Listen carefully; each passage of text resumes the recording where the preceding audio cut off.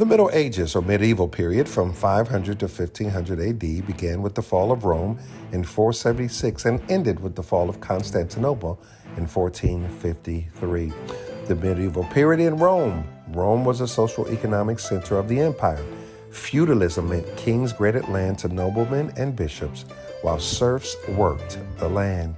Inventions in the 11th century improved food but lessened demand for workers. Johann Gutenberg is credited with inventing the printing press in 1436. Population began to grow as the port cities and particularly thrived with the new innovations that attracted many people. By 1300, there were 15 cities in Europe with a population of more than 50,000. The Muslims began to take hold as Muhammad's death released an army that conquered large parts of the Middle East.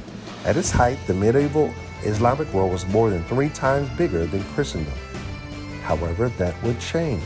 Despite the Cairo, Baghdad, and Damascus fostering vibrant intellectual, cultural life, poets, scientists, philosophers who wrote thousands of books, even with translations from the Quran and the Bible into various languages, by the end of the 11th century, the Catholic Church decided they were going to authorize military expeditions, or crusaders, to expel Muslim infidels from the Holy Land. The Crusaders believed that their service would grant them remission from sin and will offer them many type of worldly rewards and loan payment redebts, all those things if they fought in the war. Many of them, however, they were robbed and killed as they crossed Muslim-controlled territories during their journey. During the Middle Ages, the only recognized religion was Christendom, however, specifically the Catholic religion. The rise of monasticism contributed to the spread of the gospel, as monks often went as missionaries. The last remaining crusader was destroyed in 1291, marking the end of the crusading period. The fall of Acre in 1291 set that up, and the Pope Clement V dissolved the Knights Templar in 1312. And 1291 could be considered the end of Crusades, though there were other crusades along the way. However, a big cultural shift was the Great Schism of 1054. This was the divide between the Eastern and Western churches, which came out due to primarily the use of how do we use unleavened bread in communion, the Nicene Creed, and the celibacy among clergy. These two sections were turned into the Roman Catholic Church and the Eastern Orthodoxy Church. And the Catholic Church became the most powerful institution in the medieval period. Kings, queens, and other leaders derived much of their power from that alliance and the protection from the church. Pope Leo III at 800 CE named Frankish King Charlemagne. Charlemagne's realm became the Holy Roman Empire, one of several political entities in Europe whose interests tended to align with that of the church. Ordinary people across Europe had to tithe 10% of their earnings each year to the church.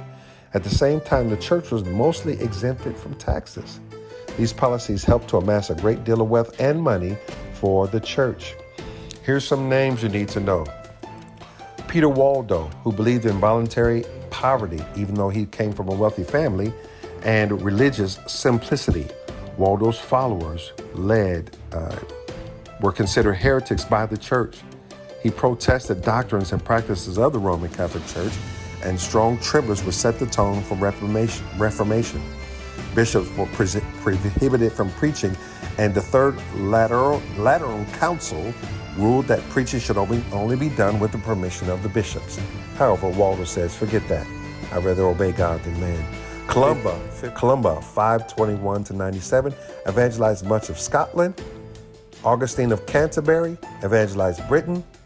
Augustine of Hippo he was a converted king who required the people to hear the gospel daily. He removed idols from pagan shrines and purified buildings with holy water and changed them into churches. Boniface, from 672 to 754, preached the gospel in Germany and Belgium. He died as a martyr. Francis Assisi evangelized much of Italy, abandoned monetary luxuries to serve the poor along the way. John Wycliffe is a very important figure because he was the one who believed in the importance of the authority of the Bible and believed that the laity should be able to read the Bible and share it in their own language. And he wanted everyone to have it in their language. The one thing, bubonic plague began to come out between 1347 and 1350, killing 20 million people in Europe, 30% of the continent's population. And that is the medieval or Middle Ages from 500 to 1500 AD.